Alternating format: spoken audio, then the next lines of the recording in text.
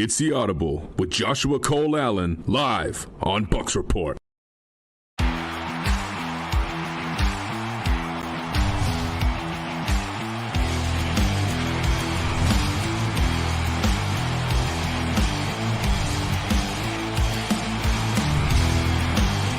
It's the Audible with Joshua Cole Allen, live on Bucks Report.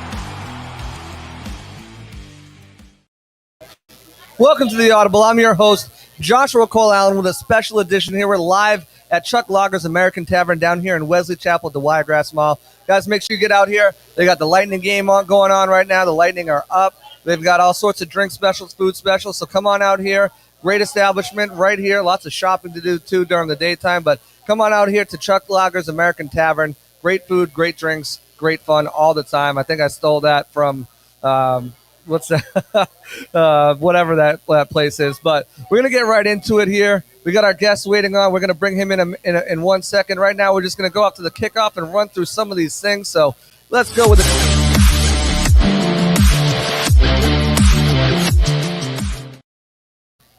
So breaking down the top stories around Tampa Bay right now with the Buccaneers. The last week since I've been on last time, Joe Tryon is one of the biggest stories. Joe Tryon got a minor knee scope a few weeks ago after the draft.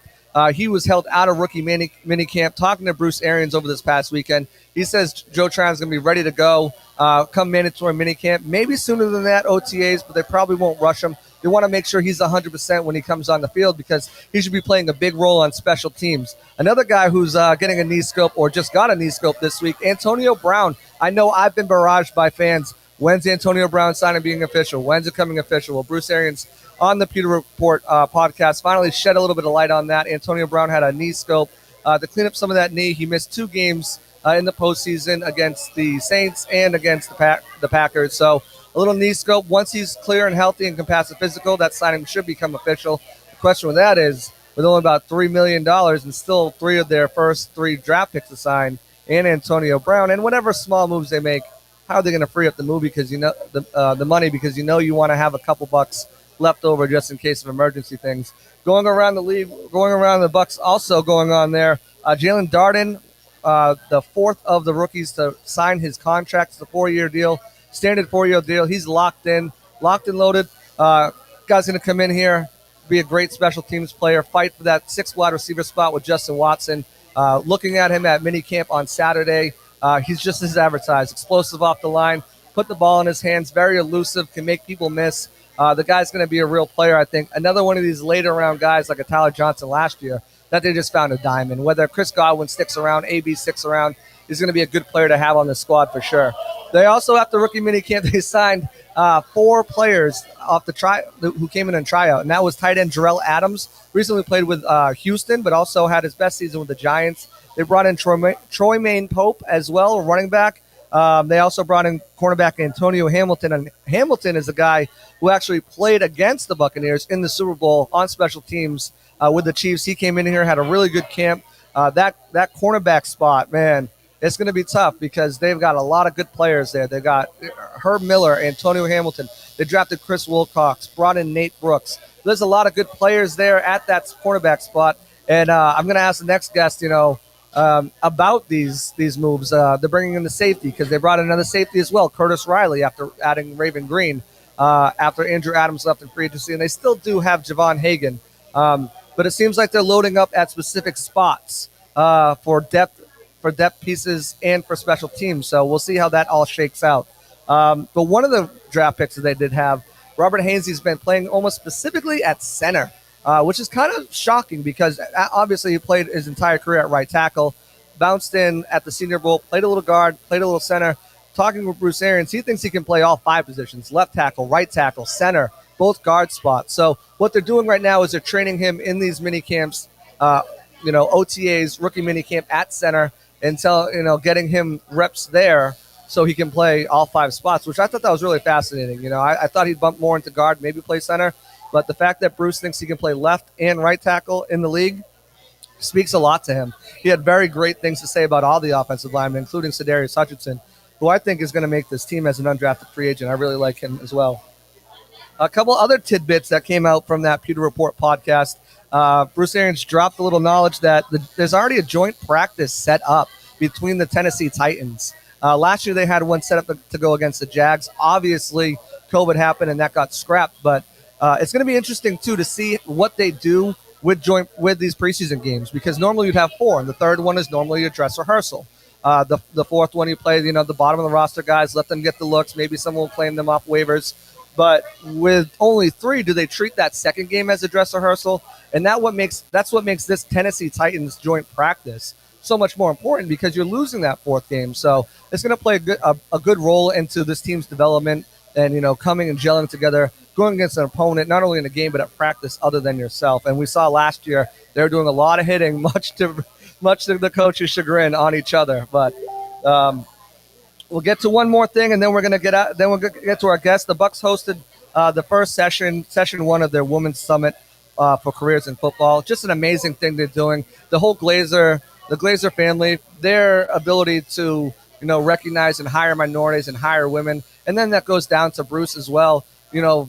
Making history with three coordinators, all of minorities, having two really great females on the staff, and Lori Locust and Javindafar. I always mess up her name. I apologize if you're watching, which I'm sure you're not.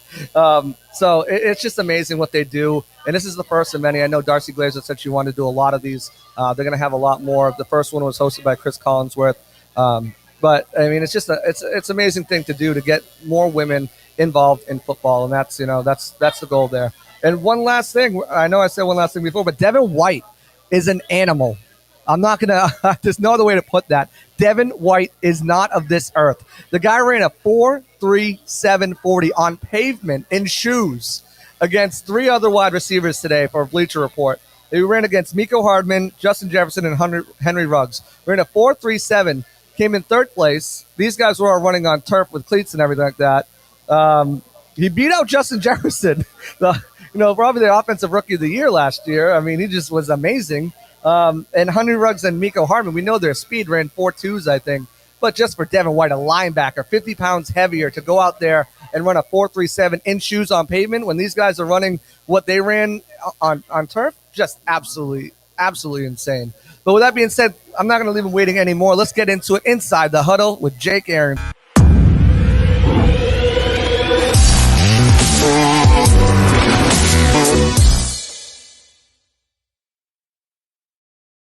You're just joining us. We're live here on the Audible at Bucks Report at the Chuck Lager American Tavern down here in Wesley Chapel, Wiregrass. We're joined with special guest Jake Arians. Inside the Huddle is fitting because this man played in the NFL and he knows what it's like to be inside the huddle. Jake, how are we doing tonight? Well, fantastic. How you doing? Thanks for having me. Absolutely. Thanks for coming on. I'm doing great, man. It's a great environment down here. You got the Lightning game on. They're up 5-4 right now. The drinks, you can smell the food. It smells great. I'm a little flushed out with my lighting, but hey, we'll get over that. That's right, yeah. Tampa Bay rolling again. Go Lightning. Absolutely, right? Get it going. But wanted to talk to you just about, the moves, obviously, that this team made throughout the season leading up to the Super Bowl. And what was that like for you and your family, and as a fan and as someone who covers, closely the team, with your fantasy and everything like that going on over at the Draft Network, leading up to the Super Bowl, when did you think, okay, maybe this team, and I know you might have a little more insight than us, but when did you think that this team could possibly go all the way and win the Super Bowl? My preseason prediction was a little crazy. I said it's going to take a while to get going, but they have a late bye, which could be a good thing, could be a bad thing. They're going to struggle a little bit at times. They're going to get to that bye, and if they figure it out, they probably don't have enough to win the division, but if they get in the playoffs, they're going to be scary and nobody wants to see them coming. And then I picked them to lose to the Chiefs in the preseason in the Super Bowl, thinking that this year would really be the year. So that being said, that was kind of like, let me throw this out there. I think they're capable of it. I really think this year we're going to be 25, 30% better than we were a year ago, all depending on health. This team's returning everybody. And Tom didn't really know what he was doing until weeks 13, 14, 15, right? And then you get the playoff run, you play your best game in the Super Bowl. And, all of that leads to this offseason. Return everybody, all the starters, all the backups, every key piece is coming back. It's all going to depend on health. But if we can get these OTAs in, we get this mini camp, and now you talked about the practice with the Titans on top of those preseason games, these guys are going to be ready to fire on all cylinders in week one.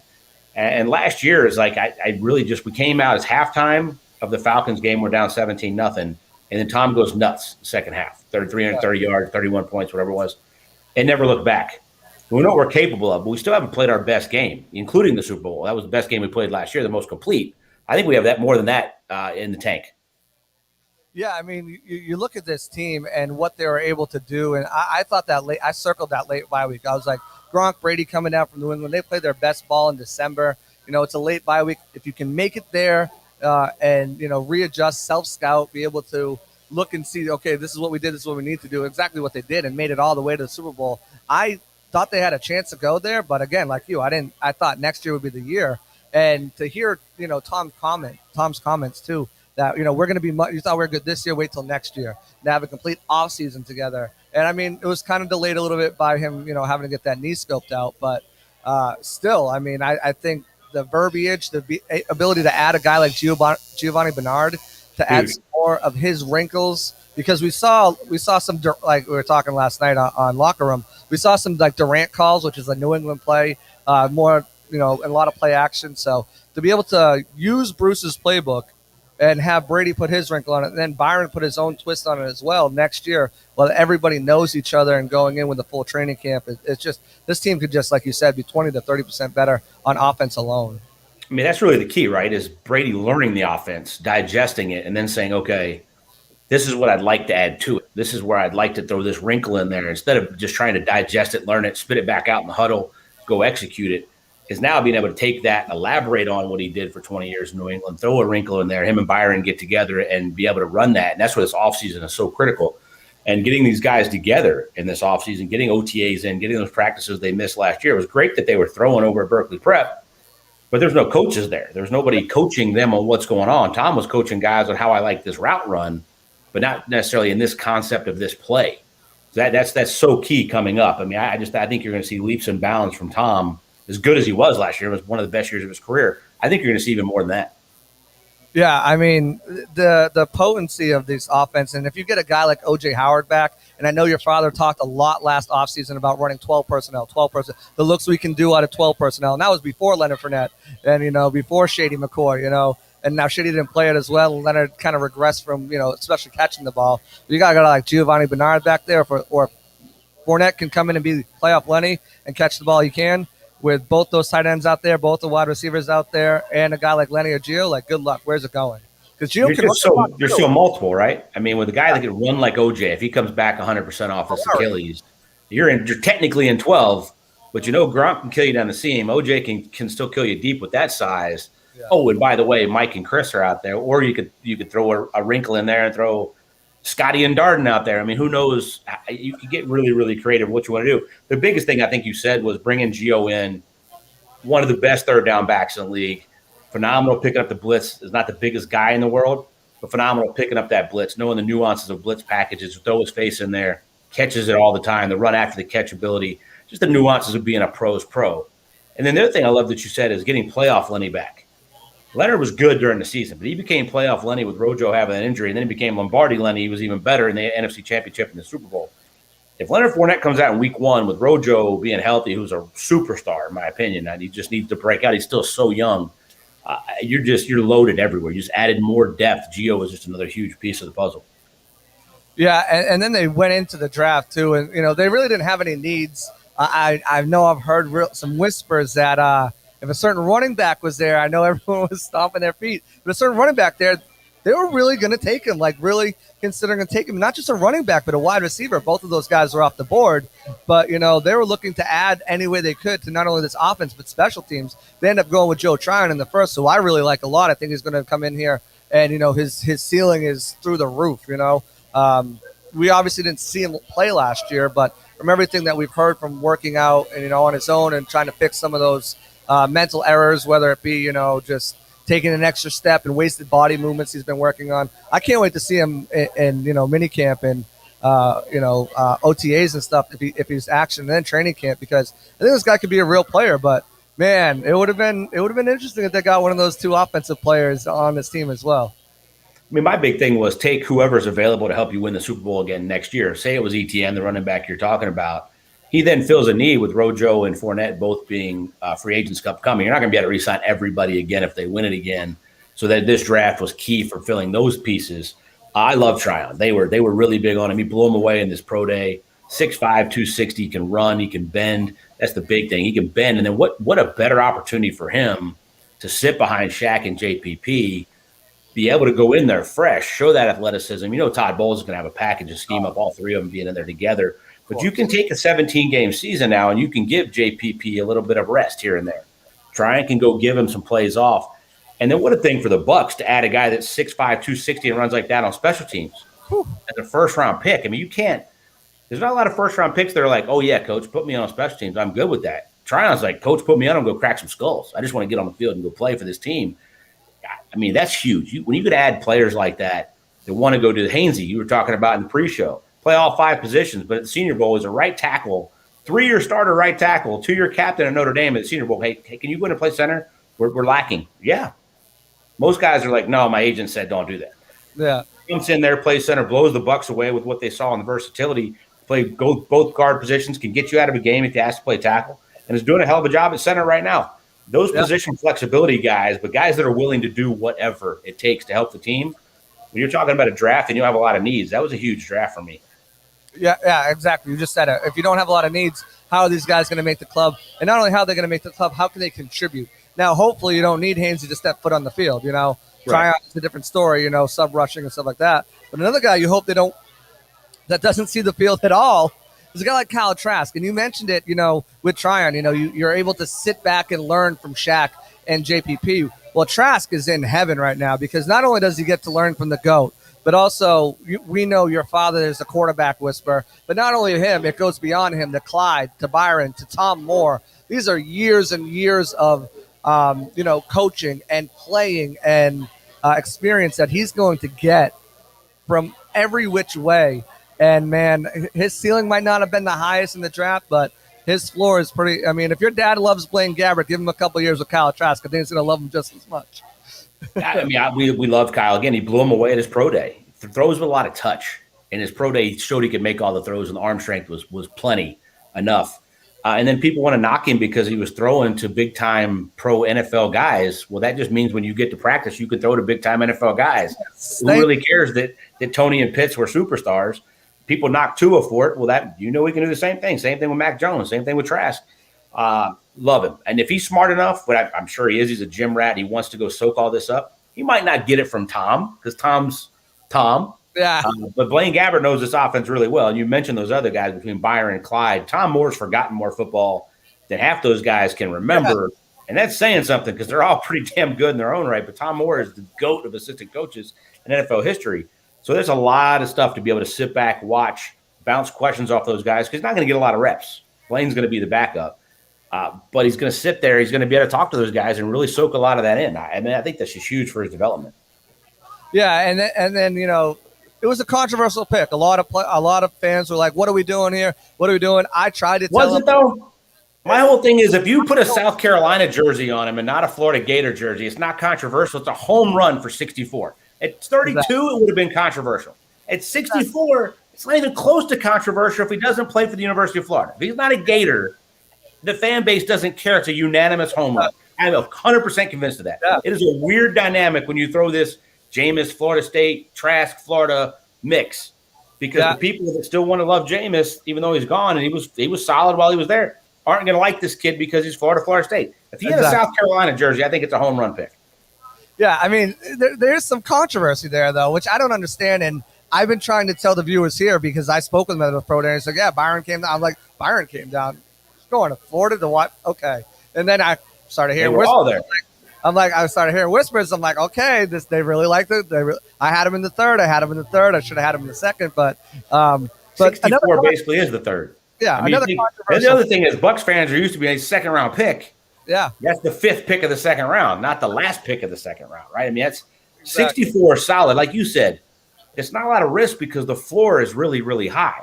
If he doesn't reach perennial Pro Bowl level, that doesn't mean it wasn't a great second-round pick. No. But there, people thought it controversial, and there was another one they thought was controversial too in that fourth round, trading up for a wide receiver. Everyone's like, you're trading up for a wide receiver? But, I mean, looking at the kid and rookie. I say you watched him. Woo! Looking at him already, man. This guy is nuts. His explosive supposed to miss off the line, and then with the ball in his hands, the way he can just move and make. Yeah, he's really good. He's going to be really good. Again, I mean, you're talking about you have 8 picks in this draft.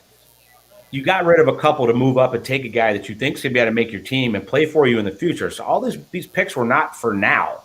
But when you're talking about the start, stop, and space ability of Jalen Darden, you're talking about elite. This guy was one of the Biletnikoff finalists going into the season before the season ever started. Might have been leading the race if some of these guys didn't. If Devontae Smith doesn't just have an all-world season, you hear a lot more about Darden. But he's a little guy, but the ability to start, stop, and make people miss is elite. And if you could throw that in a tiny space, he's going to make the team. He'll be really, really solid. I think he's going to be really good for the Bucs for a long time. And a lot of people don't know where to put him, but since 2019, he led every receiver into the country with touchdowns and receptions out of the slot. And he was also third in the country last year with yards after catch. The guy can do some special things. But I'm going to throw a couple names out there for you for those Bucs fans that are worried about BA's track record on mid-round receivers. Do it. Mike Wallace, Emmanuel Sanders, Antonio Brown, T.Y. Hilton, John Brown. He's been pretty good Antonio Brown in the 6th round. He's been pretty solid on having input on guys to go in that 3rd and 4th round, and he really, really liked it. And your father mentioned some of those names too, with Antoine Randall and Emmanuel Sanders and Mike Wallace, some of those guys that he took in the mid-round that turned out to have pretty damn good careers. But after they took the wide receiver, they took 3 guys who really figure on special teams. And that's something that I noticed your dad in the front office really hammered on this offseason, not just with the draft pick, with the last 3 draft picks, but also bringing in guys like Nate Brooks and Antonio Hamilton, loading up on the safety, the cornerback, and the inside linebacker position specifically. What do you think that, he's seeing and the team is seeing that it's like, okay, we need to make sure we have more depth, extra depth at this, and the most competition we're going to have is going to be at these backup spots, 5th cornerback, 4th safety, 4th outside linebacker, and then whichever one they decide to keep an extra one of those. What do you think, that was all about? Anytime you get bigger, faster, and more athletic, you get better as a team. And if those guys develop to be position players, great. But right now, when you're taking a corner that's 6'2", 205, he can run. He can play special teams if he'll stick his face in there, which he can do. Now, you take an all-SEC middle linebacker that fits right in, a little bit more of a thumper. He's not the sideline-to-sideline guy Devin is. We were talking about in the pre-show how big of a freak Devin is, 237 pounds, running 4.37. It's just insane to me. But a guy that maybe can fill Levante in a few years, but can play special teams, is a solid backup. You're talking about the Super Bowl champs that returned all 22 starters for the first time in NFL history, plus all the important backups.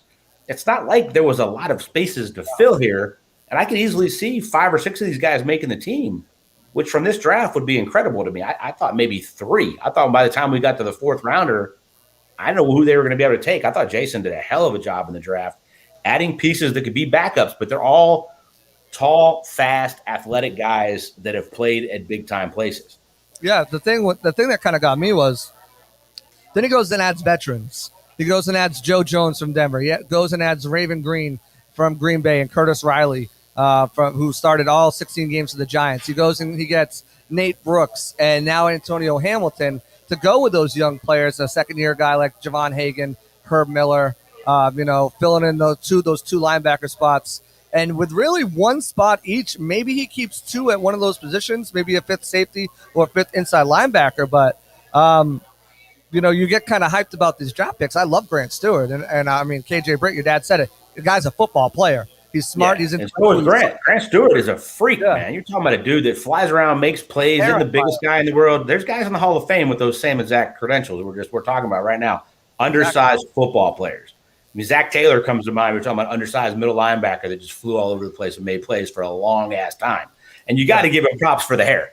I mean, the hair is not only that, his story, too, is just amazing, too. From what he had to go through. The halo. And it's, again, another great kid that's a captain on their team. You see that perennially from my dad's picks and guys he's with. He loves guys that were captains on their team, multiple-year starters, leadership in the locker room.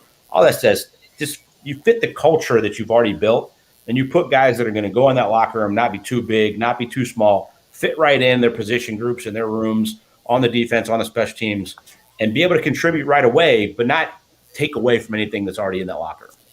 I got 2 more questions for you. I'll get you out of here. It's kind of wrapped in one. the schedule and the season outlook. What do you think this Bucks team is capable of doing? You've heard already people float the undefeated, season out there. You heard Tom Brady at the draft-a-thon saying, "I'd trade 2 championships for 1."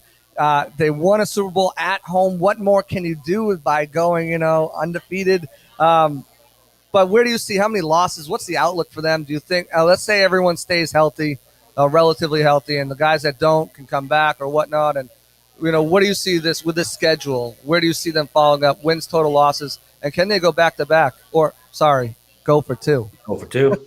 Yeah, we'll go back to last year. We talked about why one of the reasons they started slow-ish, right? They were 5-2, but Mike and Chris got hurt at the same time, and they were both fighting through stuff, and there really wasn't a lot of continuity on that offense. And Brady got the same guys in practice every week that he was going to get in the weekend in the game.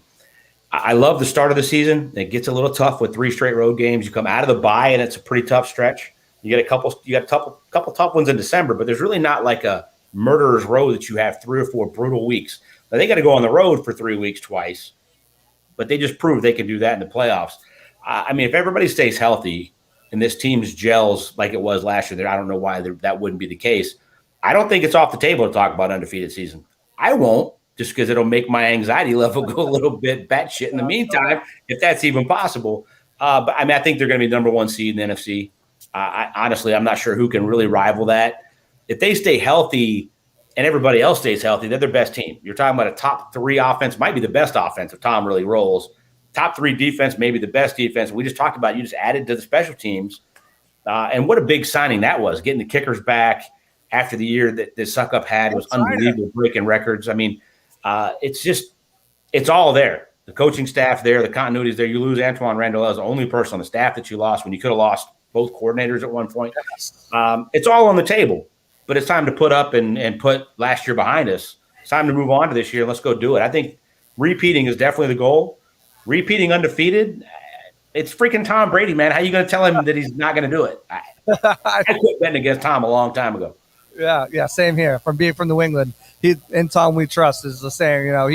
I can do anything. And I love that you mentioned the specialists, because everyone's like, oh, they brought out 22, they brought out 22. No, they brought out 25. They brought Suck-Up and they brought Charnow, who I'm sure, as you can contest, a good long snapper. Big deal, man. It's a big deal. You get one bad kick, the long snap, and it's a huge deal having Bradley back. Like, Bradley's already under contract, but having the same exact thing for Suck-Up, having that holder, having that snap, having the same mechanics as the guy that kicked in the league and didn't have that, it's a big deal. Especially when we're talking about it's not the easiest place in the world to kick in Raymond James. The wind swirls, the grass is a little funky. After having a phenomenal year, you return all that too. It just plays into the everything set up to do it again. They just got to stay healthy and do it. Absolutely. I definitely agree with that. Last question, we'll get you out of here. Because if you guys don't know, Jake Arians does an amazing job with his co-host, Jamie and Paige, on the Draft Network. Their fantasy shows, top notch. Fantasy for this team this year. Who are the guys that you're looking at early, that you're staying away from, your sleepers for later? What's the fantasy outlook for this Buccaneers team? This Bucs team is going to be hard. I mean, there's only one football to go around, man. I mean, I think Mike. Chris Godwin's going to be right there. The running back positions really up in there. I don't know what to say about that. I think Leonard's probably the starter, but I think they split and they go with the hot hand. I think Gio plays a ton on third down, which in PPR leagues is going to have some value. Scotty Miller is going to have some value at times. You just don't know when it's going to pop up. And then how much does OJ come back, and how much is Gronk, Super Bowl Gronk? I mean, the Bucs are a really, really tough one to talk about with fantasy, and it really all depends on the offensive line. The offensive line is solid. They're going to run it. They're going to throw it. I think Tom has a huge year. The easiest one maybe to pick is Tom. I have Tom in my top 8 fantasy quarterbacks. I think he has the best year of his career next year. I'm on record as saying that already. I really do. I think he has the most touchdowns, highest completion percentage, most big plays, and that includes 2007, which I think last year rivaled 2007. I think next year he blows it out of the water. I think he's maybe the easiest one to pick. And then the Buccaneers defense and fantasy, if you're playing in a league with fantasy with defenses, it's going to be going early. I mean, I think they're top 10 rounds. You're taking that defense if you really want to have that good defense on your team. Yeah, I agree. And I'm glad you said 2007 numbers from Tom, because last year I was saying he'll probably get around 40 touchdowns, 38. Everyone's like, no, it's like 32, 28. I'm like, no, not with this offense. This is the best offense he's ever had. And now going into another year, knowing the entire playbook, adding more to it, adding Gio, a fully healthy, you hope OJ Howard. this could be a record-setting offense. I really do think that. My whole thing is if Scotty has to play a lot because Chris or Mike get hurt again for an extended period of time. Tyler Johnson really came on last year. AB now really is in there. Don't worry about the knee; he'll be fine. I mean, for those guys to get scoped, you're talking about 4 or 5 weeks max. There's just so many pieces, and then you add Darden if he's that guy, that fifth, and then OJ can split out, and you got Gronk, you still got Brait. Gio can play in the slot if he has to. Like when we went to Chicago last year, we were so limited on that Thursday night when the guys were just banged up, and there were 3 of the receivers played, but they were less than 50%. Exactly. And you still should have beat a playoff team. I mean, we gave that game away.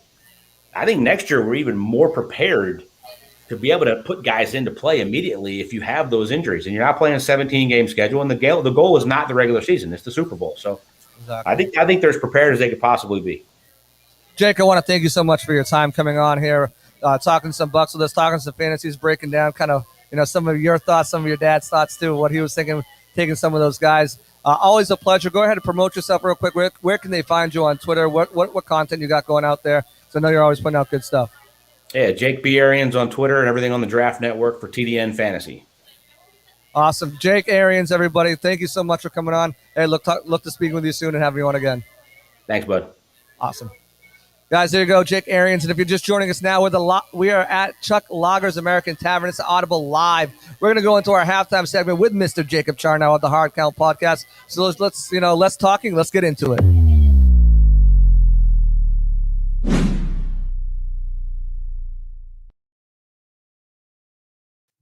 Welcome to halftime with Jacob Charnow. Caught him sleeping. Jacob, how we doing? You got me, man. What's up? What's going on, man? Sorry about that. Running a little late, trying to technical difficulties to start the show. And, you got Jake Arians on. You got to pick his brain a little bit. It's that Bruce. But tell us, what's been going on around the league this week? What have you been hearing? Cuts, signings, moves. What's been going on? Give us a rundown on this halftime report. Yeah, I mean, his dad's the Buck, man. You can't really do it. Yeah, I mean, that's it's literally him. Like, you can't get any better than that. So what's going on around the NFL? We got some signings. We got some new stories. So the Washington football team released their longtime right tackle, Morgan Moses. The Patriots signed 2 players. They signed Brian Hoyer. They re-signed Brian Hoyer. And they signed former Giant safety Adrian Colbert. The Texans signed quarterback Jeff Driscoll, which, could be a little bit of a story. I'm sure we could talk about that. We don't know what's going on with the Deshaun Watson stuff. And Tim Tebow officially signed with the Jaguars today. So that's fun. And then the main news story that came out today was that the Atlanta Falcons, Joshua, are looking to shop Julio Jones, or they would really like to trade Julio Jones, their all-pro wide receiver. What are your thoughts about that? Because, man, there are a few teams that could really use him, and to say he's washed is ridiculous. He is still an amazing wide receiver and can get it done for whatever team he goes to, and he deserves a great quarterback. Would you agree? Yeah, I mean, for the Bucs' sake, I'm sure all the Buccaneers fans are saying, get him the heck out of the division. You just got Kyle Pitts. We'll take him out of there. But, guys, in the comments, I want to hear you talk about it, too, because when we get to the four-point stance, we'll break that down and run through it. But, yeah, Julio, I mean, it's interesting. I've heard a lot of talk about the Pats maybe being interested. It's going to count on what the compensation is. No move will be made until June 1st, from what I'm hearing, because of the salary cap ramifications. That contract is just insane. So they're going to have to wait till after June 1st to move him. But I've heard maybe the Colts should be interested. I know it's not a great quarterback. And the newest quarterback of the Green Bay Packers, I think his name is Benthurst, put a little eyeballs next to that tweet. And, maybe Green Bay gets involved and says, hey, Aaron, we got you a new toy. Man. If you're going to do anything, if you're Green Bay, you are absolutely doing that. They are so close to winning a championship, and I'm so serious about that with Aaron Rodgers because we saw it last year. Man, I understand it was their defense that lost them that, but imagine pairing Julio Jones with Devontae Adams. Oh my God. Sorry, Bucs fans. I would not want to be in the NFC if I'm anybody. And the Packers get Julio Jones. It would be, I think it rivals, it's probably the best duo in the league. I mean, you got like duos like obviously Chris and Mike, and then you have guys like Hopkins and AJ Green, and there's some other good duos around the league. But man, Julio and Devontae is just that's a tough one to stop. But yeah, I mean, it'd be interesting. It's going to be interesting. I guess Johnny's saying the Ravens are possibly in on him, which I think would be a good fit to try to help Lamar become more of a quarterback than a running quarterback. Give him an option out there to pair with a guy like, what did they take? Rashad Bateman. They also took, oh man, the kid from Oklahoma in the draft. I forget his name now. Oh, it's killing me. They got the receiver. Yeah, Tylan Wallace. Thank you. They got Tylan Wallace from Oklahoma, and they also have Hollywood Brown and Mark Andrews re-signed to an extension. So, I mean, that would be a good fit for there too. It's going to be interesting to see. But as for the Houston Texans signing another quarterback, what is going on there? They've signed 3 veteran quarterbacks and Tyrod Taylor, Driscoll. No, 2. They signed 2. They traded for Finley from Cincinnati, and then they drafted Davis Mills. Davis Mills, man. What's going on? Sean's still on. Are they going on? Not to play this year? Yeah, that's straight up. Yes, they're not expecting him to play this year. They want a quarterback in next year's draft, I believe. They think that either one, this Deshaun Watson lawsuit stuff is gonna play itself out. He won't be able to play this year, or it does work itself out, and he's gonna come back and be like, "Hey, it's not going away, guys. I still want out. I want out just as badly as I did before, if not more now. Like, let's go, let's do it." And there's still going to be teams in on Deshaun Watson because he's Deshaun Watson, and so they're getting backups. They're getting backup options. Who their starters going to be is going to be interesting, right? I would guess a Tyrod, probably. But man, Driscoll, whatever. They're not going to start Mills week 1 just because it makes no sense. Even though, no matter how much I love Davis Mills, they won't start. Poor Davis Mills has to be in Houston for his career. Oh, I feel bad. But yeah, I think Deshaun's gone. I think he's absolutely going to be gone after this year or before the start of week 1. Yeah, I mean, the writing's on the wall. I mean, I think it's going to wait until they kind of see what. I mean, look, the writing was on the wall before all these allegations came out. Yeah. Now that there's allegations out there, they're definitely going to be getting rid of him for sure. Whether it's via trade, via release, I'm sure they would love to trade him. I'm sure they wish they traded him before all that stuff came out. Absolutely. 3 or 4 first round picks. You could have gotten so much for him, and then they didn't. But the end game does not look like he's going to be on that roster. Absolutely. Whether it's for this season or in the future, that remains to be seen. But anything else going on out there in the league? Anything you're hearing about? What's going on?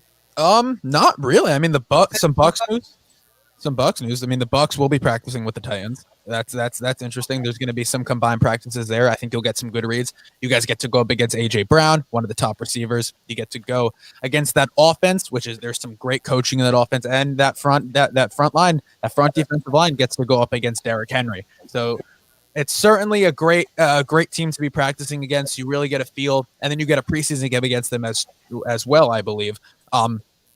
So yeah, other than that, Antonio Brown has had a successful knee surgery. So there's that. And other guys, the Bucks, it's good they're not really in the news, because if you're not in the news right now, you're doing something correctly. Yeah. Right. When all the bad stuff kind of comes out.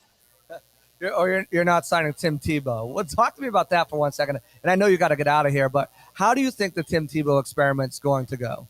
Bad. No, I think it's hard to switch positions. You're going up against guys who are, I don't care if he played tight end in high school or wherever, he was going to be a tight end in the NFL or before he hasn't played a game since 2012 in that horrific season with my New York Jets. He's going to think about this. He's going up against guys who guard other guys like Julio Jones on a consistent basis. There is no way Tim Tebow is going to be I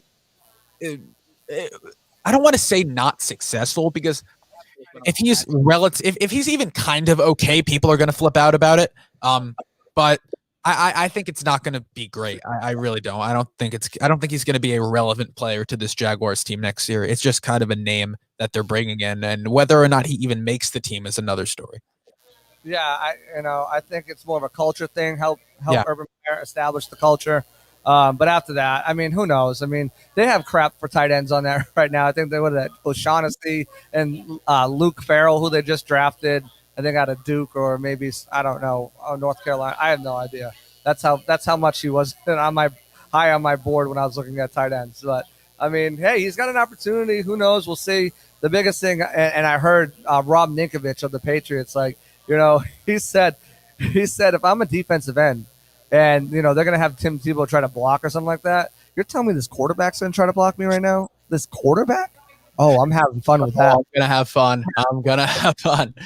So yeah, I don't see it working out. But Jacob, I want to thank you for your time as always coming in here. Jacob will not be here next week because he's got the prom next week. Woo! The prom. It's so crazy. It was like 20 years ago for me, but yeah, we'll get you out of here. Tell the people where they can find you, what you're doing, what's going on with you right now. Absolutely, guys. Come check out the Hard Count Football Podcast on YouTube and SoundCloud, and then check out the Hard Count Football Podcast live Tuesday nights at 7 p.m. Eastern on the Hard Count Football YouTube channel and right here on Bucks Report. Talking a lot of football, a lot of guests coming up. Josh, it's always fun to have you on. I'd love to have you on next week, every single week, as always. Come follow me on Twitter at Jacob Charnow, Instagram at Hard Count Football. And yeah, Josh, I appreciate you having me on the halftime show. I'll miss you next week for sure. But we'll figure out another time to do this. Absolutely. Love having you on. Thanks for coming on. As always, breaking it down. Jacob Charnow, everybody. Hard Count Football Podcast. If you're not subscribed, if you're not tuned in, if you're not following, liking, sharing, get to it now. Jacob Charnow, everyone. Thanks a lot, man. Appreciate it, man. Peace. With that, we're going to bring in our next guest. The guests don't stop. You guys know that. We're going to go up to the press box for this one because this guy covers the team. He's a co-host of Buck What You Heard with our own Gene Thomas here. We're going to bring him in here. Guy came in last minute. I asked him to come do this, and he's going to come and deliver it. He's going to bring some hot takes because I know he always does. So let's go from halftime right up into the press box.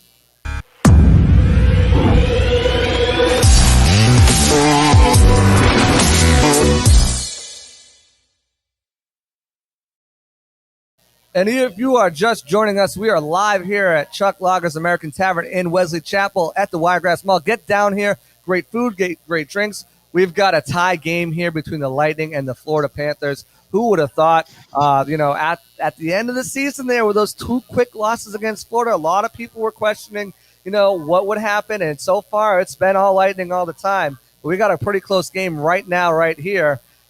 But, enough of that. We got Ken Bucks Barrett in the house. How we doing, my man? Oh, I'm doing awesome. How you doing tonight, Josh? Doing great. You watching this game? Oh, yeah. They scored the game-tying goal with Jake on. It made me sad. I've been kind of glancing at it every time I can, but I'm live, so I got to run everything. Well, the Lightning got a power play to start off overtime, so that's at least good. Okay, I know my Bruins last night had a crazy goal against. Oh yeah, I saw that face. Taylor yeah. with a spin move, and then Ovi was mad. He was big mad. I don't know if you've seen some of that. That's a good series too. That and the Lightning Panther series are both good ones to watch.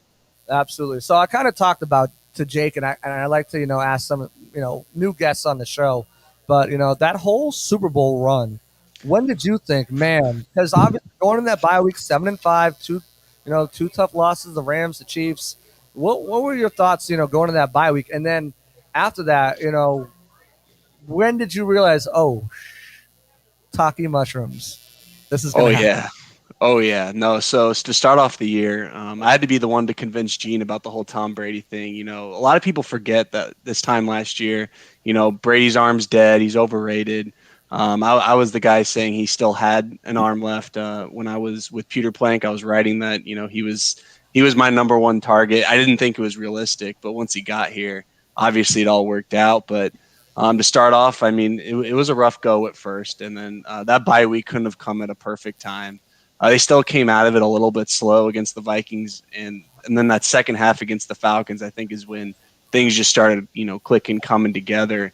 And then to me, it was when they beat the Saints, I was like, I don't think they can lose another game because that Saints hump. I mean, as all Bucs fans know, that's the biggest hump. I feel like we could have come over. I mean, the Saints have always just pretty much had our number. Drew Brees, even though he couldn't throw the ball, I mean, they just did things that we couldn't stop, and we finally put it together. We forced Drew to have 4 turnovers. It was just a beautiful night. Yeah, I mean, whenever you lose like that to the Saints, and that I think was it 45-3? Yeah, and then you go in there and you're like, And then Jameis is eating them dubs, and it's not pretty. But hey, they got the last laugh, and that's what matters most. Is they went in there, and like you said, they walked off Drew Brees, walked them off. It might have walked Aaron Rodgers off. We don't know that at this point. Yeah, maybe. Hey, he may retire. And then they took down the discount double check duo with him and Mahomes in back-to-back weeks, essentially. Yes. So I mean, and Mahomes, for everything they've done, okay, great. They went out and got an offensive line. One of the biggest problems they had all season long, 22nd against the run, near the bottom of yards after catch and yards after contact. Tackling was an issue for them. What have they done besides? I mean, I think they got Nick Bolton on defense, right?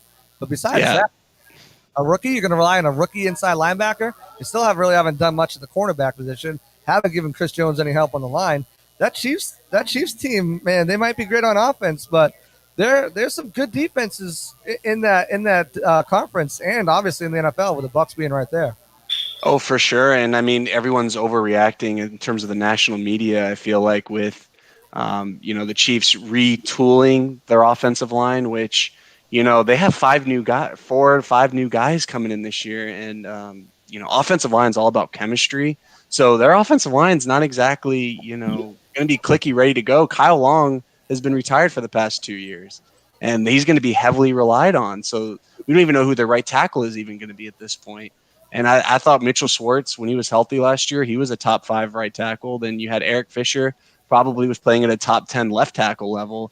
And yes, you went younger and you're probably going to pay him, but you also gave up that draft capital, which, like you said, you only put in one real probably impact defensive player.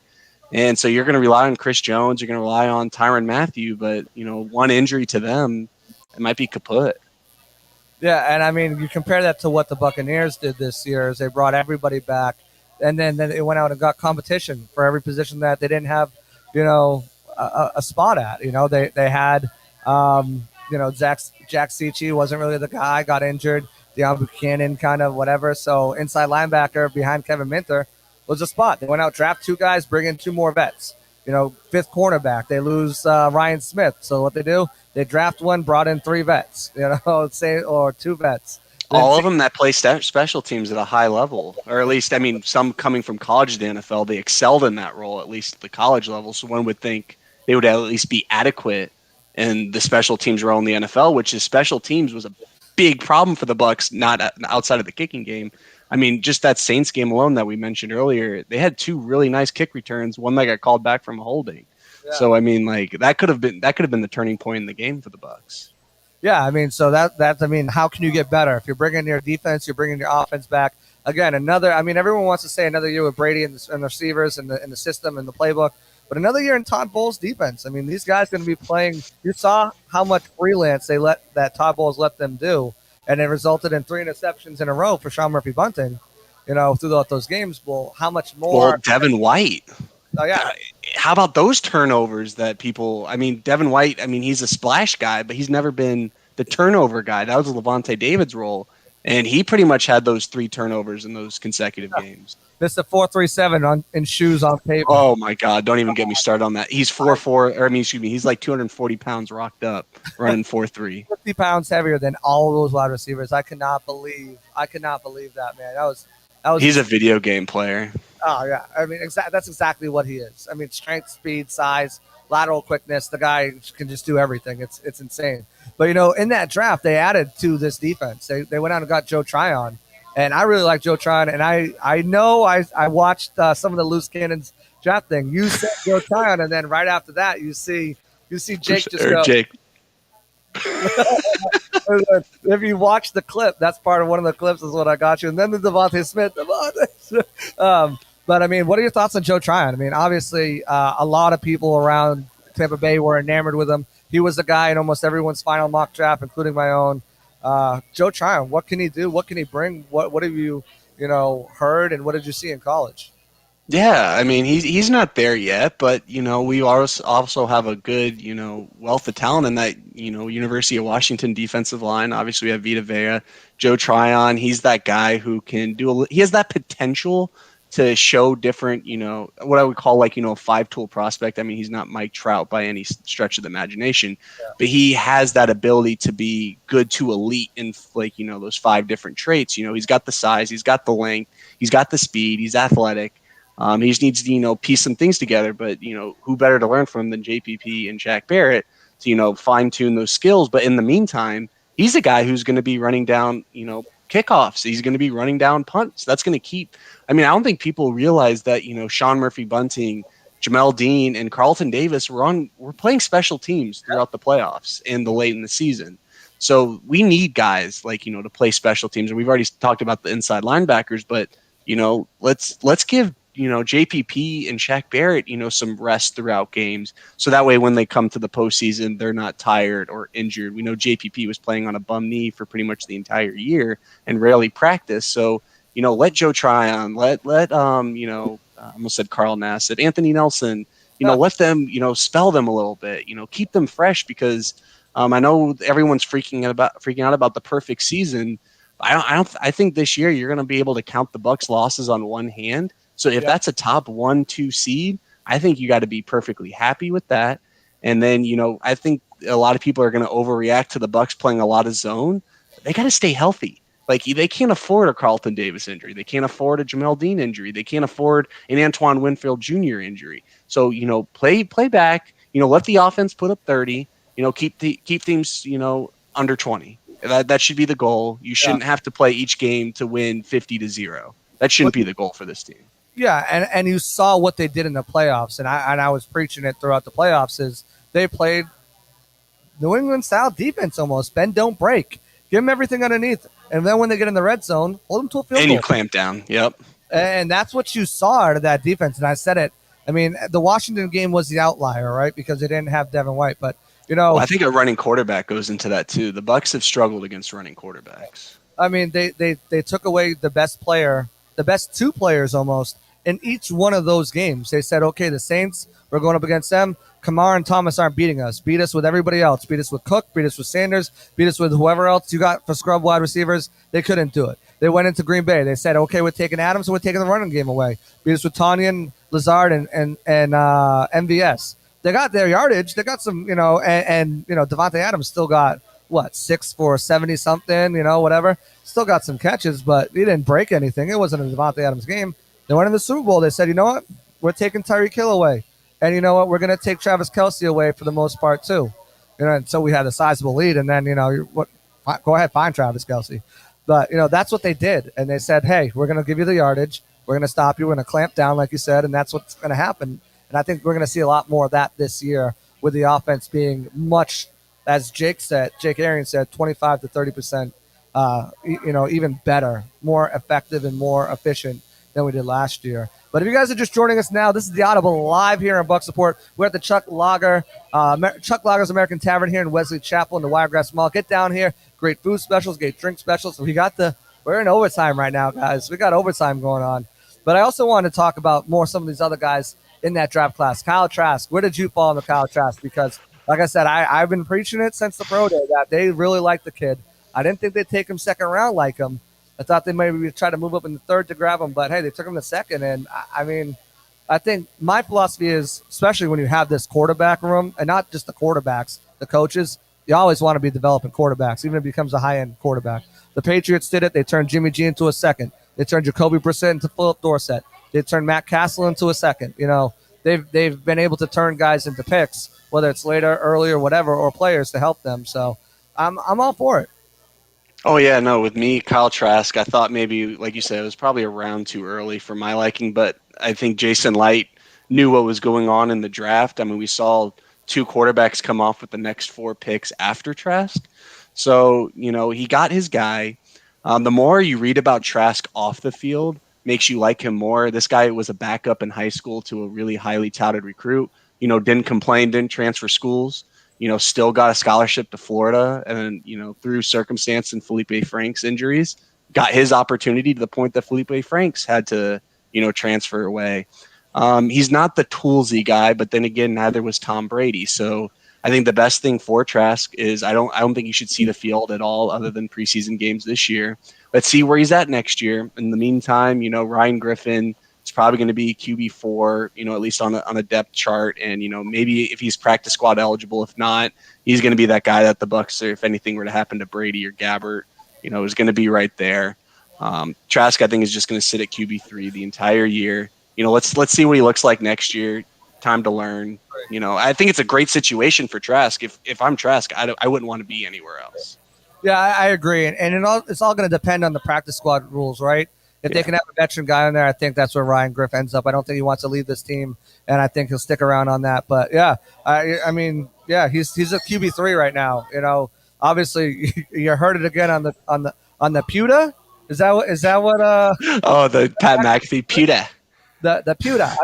I thought it was someone's name. I didn't know it was. No, I love how you try to say that he watches them all the time, but didn't know there was a T in pewter, or that it was a color, or that it was a color. You gotta love it. But, that's why we have producers.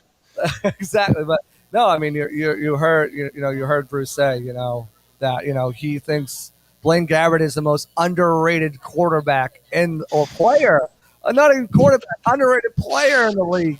That blew my mind. So he's firmly entrenched. Plus the contract they gave him. He's the number 2 guy. Kyle Trask is sitting behind him. He's the number 3 guy. That's just how it's going to be. There's no other way around it. Ryan Griffin, hopefully the practice squad, may the odds forever be in your favor or whatever, however it is. I don't know the Mocking or whatever, Hunger Games. Yeah, Hunger Games, whatever. But the schedule came out too, and we kind of just talked about a little bit of the undefeatedness talk going around here. And you said count the 5 games on one hand. I think that's going to be the most. I think this is a 12-win team. Yeah, 12-5 is the worst. I agree. Could it be? I think it's more probably 15-2. Maybe I'm in the 14-3 is where I would go personally. I could see 14-3 too, because you get one of those divisional games. Yeah, and then there's the Giants game. There's some trap games thrown into the schedule. The Eagles is the trap game. Well, the Thursday. I mean, we saw last year. 4 days of rest after you go against 3 really difficult defenses in the Rams, the Patriots, and the Dolphins. That Thursday, I think that Patriots game, that's the one I'm personally worried about the most. Not because I think the Patriots are a better team per se, but I mean, Bill. We've seen what he did against Mahomes himself. I mean, he's no slouch, obviously, in terms of scheming. But then, we're going straight from L.A. to New England. I think that's what causes a little bit of a wrinkle.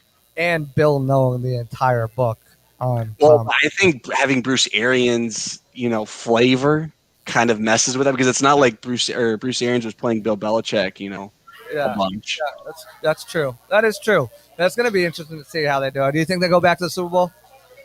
I mean, unless Aaron Rodgers gets Julio Jones, I really don't see how they don't, as long as this team stays relatively healthy, of course. Yeah, I mean, I agree. I just don't see it. Who's your breakout candidate of the year? Who do you think is going to have a big season? Stepped up as in line for it.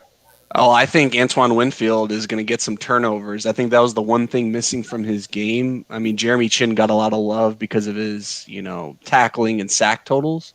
But Antoine Winfield, he was clutch. At the end of the year, he started forcing some turnovers. I think he's the one he was reading the field like a 5-6 year vet as a rookie in a shortened offseason with COVID. No preseason at all. Came in, honestly, week 1. I thought he was probably the first or second most impressive player on the Bucs defense in that game. And I think the sky's the limit for him. And I think he's just, maybe a 5-6 interception year. A couple forced fumbles from being like an all-pro consideration, what I thought Tristan Wirfs should have been last year. Yeah, I mean, Antoine Winfield was one of my favorite. I was campaigning hard. I had him as a Defensive Rookie of the Year candidate before the season started. I love the guy. I think O.J. Howard, too. I think if he can stay healthy, from everything that he learned, if he can stay healthy. That's record player right there. Yeah, right? Yeah, but everything he's learned from Gronk to help improve his game, I think, should just be, icing on the cake. Really, we know he's improved as a blocker. We know what he can do with the ball in his hand when he can catch it. I have high hopes for him because he just changes the way this offense looks. He changes the complete dimensions of it, and I think he's just a heck of a player.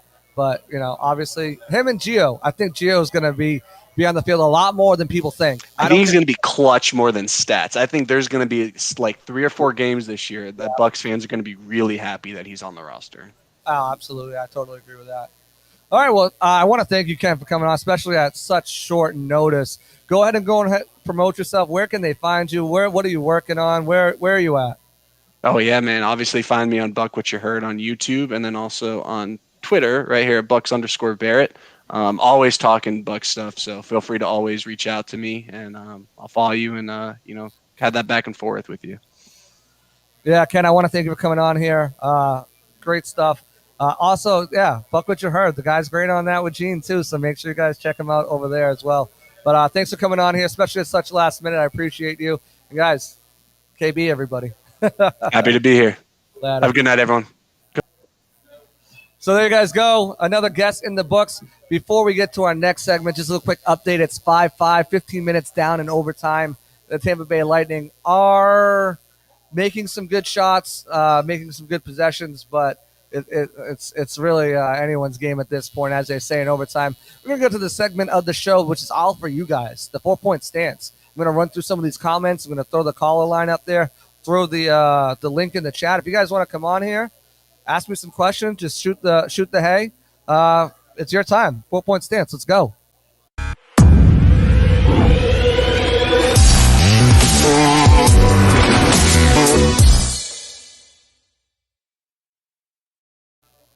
So here we are at the 4-point stance. Let's run through some of the comments. The phone number is there at the bottom. Let's get this in the chat so you guys can hop on here if you want. Let's do it. The laptop is a little bit far away from me, so just bear with me if I can't read what I'm trying to write. But we'll go all the way to the top, from the top to the bottom. Taylor Allen says LFG. She says, hey, Pat Corrigan. Pat, what's up? Let's see. We got Mike DeRoche, Mr. Canada, say, oh, it's Mr. Know-It-All. You know what? Go back to Canada. No one likes you. I'm just kidding.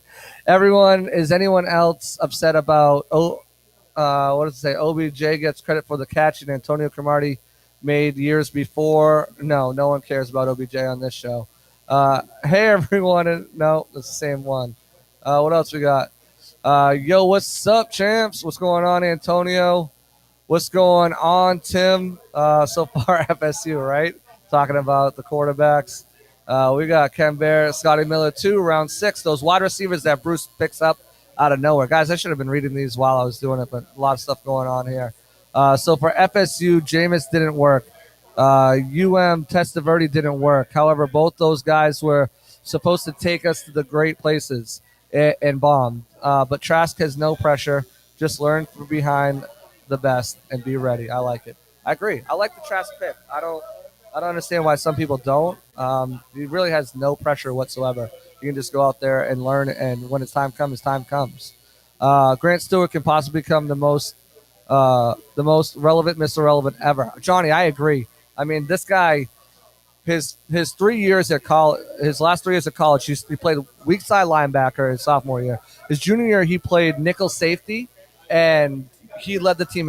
His moved him inside to inside linebacker, Mo linebacker, and he led the team in tackles. Guy was a captain, got a great story. I love the guy. Great special teams player. I've got him making the roster over the 5th round pick, KJ Britt. That's how much I like this kid. What we got? Will Mike get his 8th 1,000-yard reception season along with the second ring? I agree, Johnny. I mean, I do. I think that barring injuries, 8 1,000-yard season is a no-brainer. If he gets a second ring, he's a Hall of Famer. I mean, you can't take that away. I mean, he'll have over 8,000. Oh, man. Florida Panthers just won. Sorry, guys. Lightning lose in overtime, 6-5 Florida Panthers. Lightning still have a heavy lead. But, yeah, fight me on that. And, Mike Evans is a Hall of Famer if he gets another 8,000 yard and a ring. Even if he doesn't get a ring, I mean, he's still got a case. But I think another ring, eight 1,000-yard seasons, Hall of Famer for sure. What do we got? Tyler Johnson is the new Neo. Tyler Johnson's going to be a stud, too. I mean, they've got just so many guys there that can, come in. Jalen Darden, I really like Darden as well. Like, just seeing him at rookie minicamp, the guy can move. He's super quick off the line, elusive. I don't know, man. I really like this kid, especially at special teams. Evan should have his 8th. It will be close because of so many so many. What does it say? Pass tools. There's so many people to pass to, right? I mean, there's so many options. Brady does a great job spreading the ball around, but even then, there's so many mouths to feed over there. How do you really get it around? Would love Julio to the pass, but don't see them reaching for him. Yeah, I mean, it's going to be interesting. Depends on what the compensation is. A second round pick might be something Bill might pry with. We got, hey, I'm here, Johnny. What's up, Christopher Cole? Always a pleasure to hear from you. It's starting to look like Ravens aren't on Julio. I heard that too. Like I said, Ravens, Colts, the Patriots, maybe the Packers. Who knows? We'll see about that. What does that say? I can't read that. Um, oh, great, brother. Go Bucks. That's what that said. Tyrod, no doubt, probably the starter down there in Houston. Guys, phone line is open. Feel free to come up on here. Otherwise, I'll just read some more of your comments before we jump out of here. Get into the overtime drive. Get him to Green Bay. That's what you were saying. Okay, yeah, get him out of the NFC. Just get him out of the NFC South. I mean, actually, I don't want him in Green Bay either. But I mean, get him out of the NFC South. Tim Tebow is there to help out Urban Meyer's scheme. Yeah, exactly. Culture, coaching. He's a guy who's been around it. Exactly. I completely agree. We'd still smoke them. I don't know. It'd be really tough to lock down on those. I really like Carlton Davis. I think he's a top 5 cornerback in the league, but we'll see. We've been on that Julio pack. Carlton Davis, Mr. LD, locked down. You could do it. Newton could be a better fit for Houston. Cheap trade. Never know. I think Mac Jones starts sooner rather than later, though. KB, that was indeed KB, Kenny Barrett. Sup, KB? It's a little late for that now. My bad. Josh is going to be wearing a Bolts jersey again this year. If you guys don't know what he's talking about, I am a Bruins fan. Hate me, throw tomatoes at me, whatever, yell at me, whatever you want to do. I am a Bruins fan, and last year I made a bet when the Bruins and Lightning played that I would wear a jersey or something of that live on the Audible if the Bruins lost, and we would have Peter wear a Bruins jersey if the Bruins won. Obviously, the Lightning went on to win the Stanley Cup, and I had to wear the jersey live on my show. So that's what Johnny's talking about there. I don't know. We'll see. I hope, because I want to see a game, man. I want to see a Bruins game live in person, but hope not. Couldn't catch me with a bolt on, Pat. I had to do it. Pound that share button and follow KB on Twitter. Right, pound the share button here, guys. For sure. Share this show, like the show, react, comment. We appreciate all of it for sure. Devin White has a charity race coming up soon. Well, if he runs like that, man, 4.37 in shoes on pavement. Insane. He's a linebacker. Doesn't make any sense. Just the physics of it doesn't make any sense. The Bucks' best game against a mobile quarterback was the Super Bowl. The Bucks' best game in general was against the Chiefs in the Super Bowl. It was the most complete game in all 3 phases. If they can build off that and continue to have games like that, no problem. Should they be, right back in the mix for sure. Trask will be behind Brady in 2022 while Brady goes for a 3-peat. Ooh, that's a bold statement, Johnny. Let's highlight this comment. Save it for later. Sounds good to me. Sounds good to me as well, right? I mean, I wouldn't be upset with that at all. Bucks Time 12 says, go. Gio going to get a lot of checkdowns. Oh, yeah. Giovanni Bernard is going to get a ton of looks for sure. Guys, feel free to hop on here. Go ahead and pound that share button. Go ahead and feel free to comment. Let's get it popping on here. I've got a few other things that I'll get into real quick here. But until then, enjoy this wonderful video that I put together of me at Bucks rookie minicamp.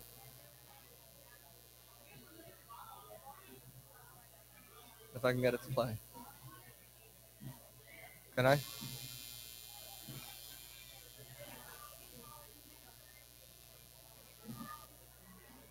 Bear with me.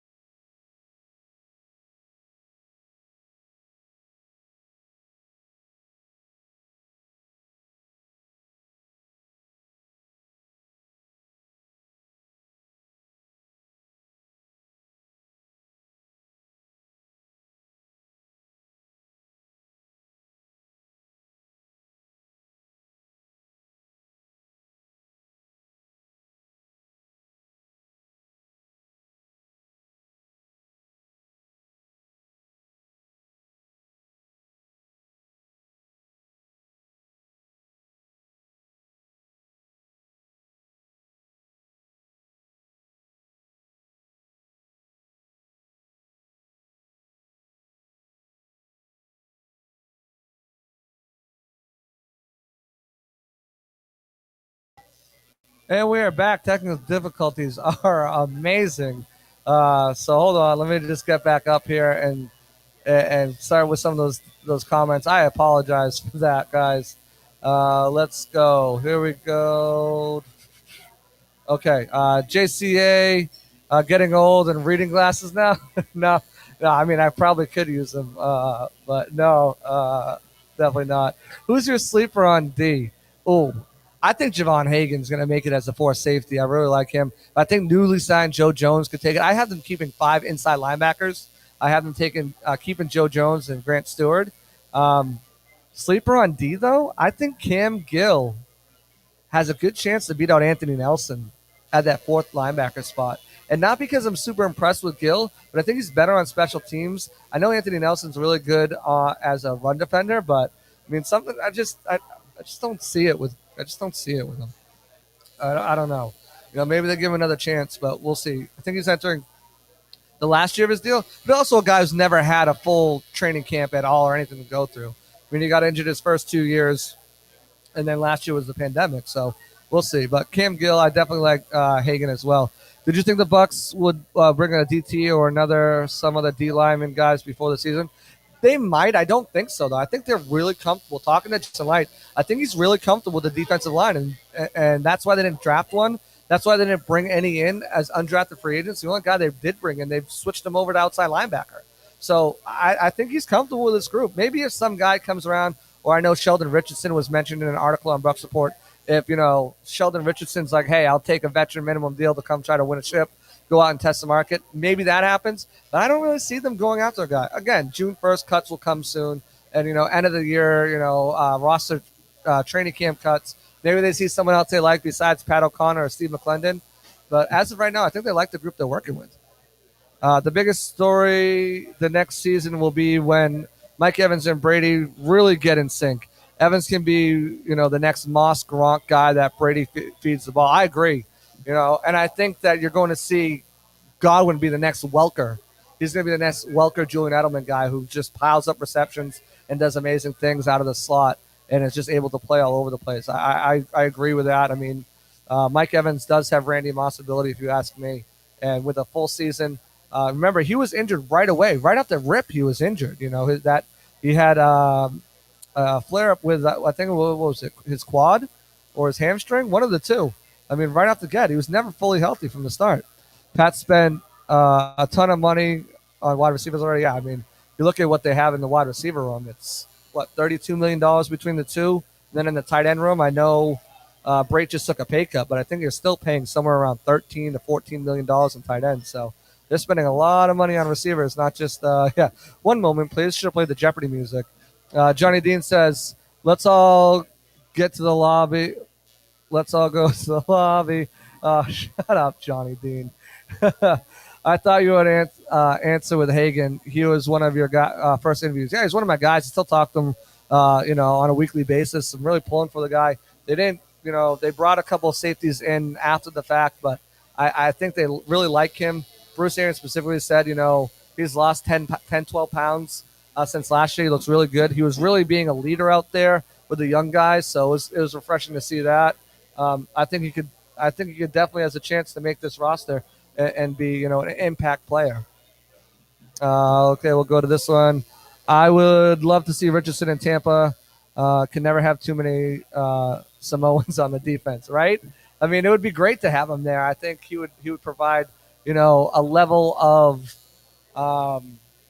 protection, obviously against injury. A guy's got to have in the rotation, and then hey, I mean, if he likes enough, maybe he signs on a reasonable deal next year after Sue or Golson go, and you already have an in-house replacement who's still pretty young, and then you can attack it in the later rounds of the draft instead of the early rounds of the draft. But that's going to bring us to, because I'm going to wrap this show up, that's going to bring us to our overtime drive. I'm going to wrap up the show. My thoughts on the show. Thank our guests. Get everything going, and then we'll get out of here. So overtime drive, here we go.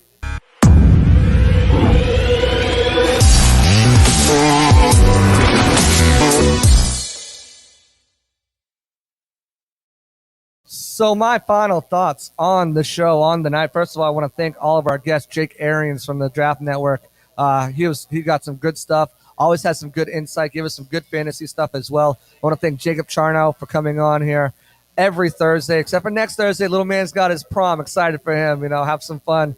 Sneak the punch bowl. A little bit of nips in the punch bowl. Don't tell him I said to do that. But whatever. Have a good time. And also KB Ken Barrett for coming on here and talking down some Bucks and really getting into some of these camp battles and these recapping the season and the draft and everything up till then. We're heading into the slow period. We got OTAs coming up next week for 2 weeks, and then we have mandatory minicamp. But after that, guys go home, they go on vacation, they go train, and they're not back here till July for training camp. So we're going to be entering the slow period. So let's look back now while we still can before we look ahead, because Bruce said once training camp comes, last year doesn't mean shh.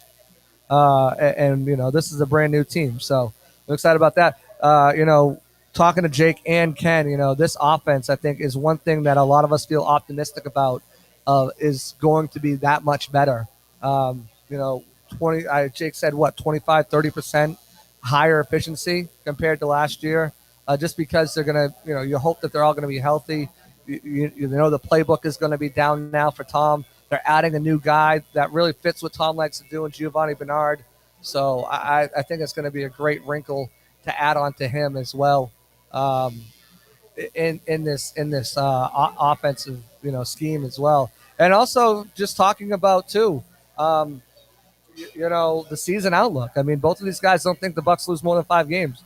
Both of these guys think that they have a shot at going back to the Super Bowl. And I have to agree. I mean, that's what I think. I think they have 2 to 3 losses tops. I really, with the easiest schedule, by roster breakdown, and the fourth easiest schedule by strength of schedule breakdown, there should be no reason why this team can't go on a really solid run and continue to build that momentum off last year. I really like it. I want to give a huge shout out to Chuck Lager's American Tavern down here in Wesley Chapel at the Wiregrass Mall for having us out here tonight. Like I said, a lot of great food specials, great drinks, great atmosphere. Fortunately, for you guys, the Lightning lost, but it was a great time out here.